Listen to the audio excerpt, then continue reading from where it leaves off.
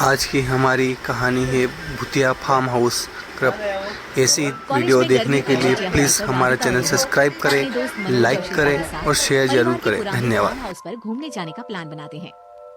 Guys, तुम दोनों को वो फार्म हाउस बहुत पसंद आएगा। बचपन से ही वो मेरी और रोहन की सबसे पसंदीदा जगह रही है। पर मैंने तो इतने सालों में तुम्हारे मुंह से कभी फार्म हाउस का नाम तक नहीं सुना। बचपन में फार्म हाउस जाते थे, लेकिन फिर अचानक सबने वहाँ जाना बंद कर दिया और वजह कभी किसी ने बताई नहीं। पर अब हम चारों मिलकर वहाँ धमाल करेंगे। इसी तरह बातें करते कुछ घंटों का सफर तय कर चारों शहर से दूर ऊंची पहाड़ी पर बने राधिका और रोहन के फैमिली फार्म हाउस पर पहुंच जाते हैं। वाह यार, ये तो बड़ा ही सुंदर है। पूरा घूमोगे तो और अच्छा लगेगा, लेकिन उससे पहले सब फ्रेशन अप हो जाओ, फिर साइट सीइंग के लिए जाएंगे। राधिका और रोहन अपने अपने कमरे में चले जाते हैं, लेकिन मनोज और शिल्पा घर में घूमने लगते हैं, जहाँ शिल्पा की टक्कर हॉल के बीचों बीच रखी एक पुरानी लकड़ी की कुर्सी से होती है। लग गई रे माता, इस कुर्सी को बीच में किसने रखा हुआ है? अरे तेरे स्वागत के लिए भूत ने रखा होगा। ओए, तुझे बात ऐसी आ रही है? जब खुद टकराएगा तो पता चलेगा। हाँ ठीक है, पर अभी तो इसे साइड में रख दे। शिल्पा कुर्सी को एक कोने में रख देती है और वो दोनों भी अपने कमरे में चले जाते हैं, जिसकी थोड़ी देर बाद चारों बाहर घूमने निकल जाते हैं। इसी तरह रात हो जाती है। फार्म हाउस में वापस आकर वे लोग सीधा सोने चले जाते हैं। आधी रात को मनोज की नींद खुलती है। बड़ी तेज प्यास लगी है, पानी साथ लेकर सोना चाहिए था। अब रसोई तक जाना पड़ेगा। मनोज आंखें मलते हुए कमरे से हॉल में आता है और अचानक रास्ते में रखी कुर्सी से टकराकर जमीन पर गिर जाता है। अरे मर गया रे दादा। शिल्पा सही बोल रही थी, बड़ी तेज लगती है ये कुर्सी तो, पर इसे दोबारा बीच में किसने रखा? मनोज एक बार फिर उस लकड़ी की कुर्सी को कोने में रख पानी पीकर कमरे में चला जाता है। अगली सुबह जैसे ही चारों की नींद खुलती है तो उन्हें अपने बेड के पास साइड टेबल पर चाय का कप रखा मिलता है, जिसे देख वो खुशी खुशी चाय पीकर तैयार होकर कुछ देर बाद हॉल में मिलते हैं। थैंक यू यार राधिका, मुझे नहीं पता था कि तू इतनी अच्छी चाय बनाती है। वैसे मुझे उस बेड टी की बहुत जरूरत थी। ये और चाय, अरे इसे तो पानी तक उबालना नहीं आता। मतलब तूने हमारे लिए चाय बनाई क्या दोस्त? अरे चल पागल है क्या, इतना भी प्यार नहीं है मुझे कि तुम्हारे लिए बेड टी बनाऊं।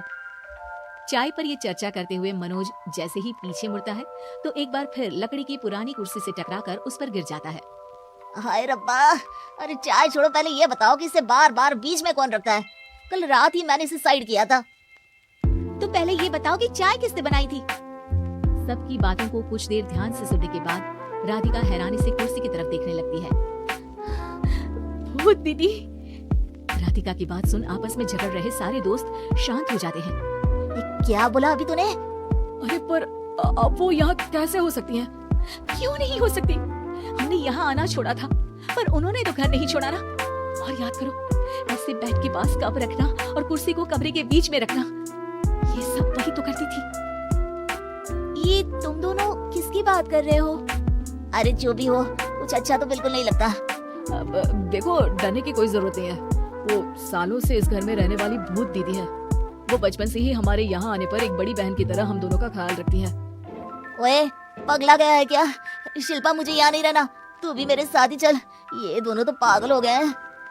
जहाँ मनोज डर से वापस जाने की बात कर रहा होता है, वहीं शिल्पा अपने फोन में बिजी होती है। क्या तुम्हें यहाँ की सिचुएशन समझ में नहीं आ रही जो फोन में लगी हो? जिसे जो करना है करो, मैं तो जा रहा हूँ।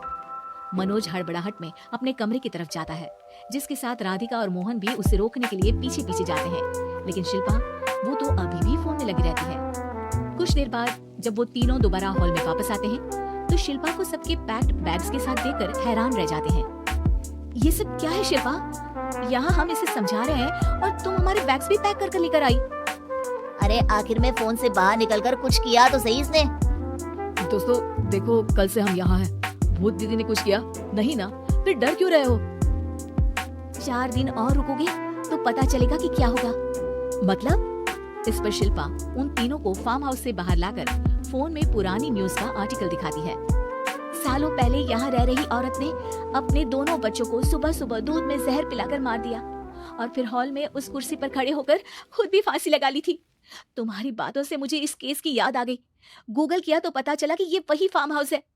अभी भी यहाँ रहना चाहते हो, जिससे कुछ दिनों में वो सबको थोड़ा थोड़ा जहर देकर मार दे?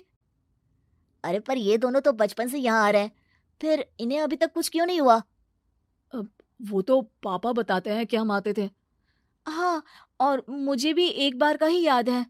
वाह, और कहानियां तो ऐसे सुना रहे थे जैसे सदियों से यहीं रहते हो। तीनों ये बात कर ही रहे होते हैं कि अचानक फार्म हाउस में से एक आवाज सुनाई देती है। मैं यहाँ किसी को जिंदा नहीं रहने दूंगी, किसी को नहीं।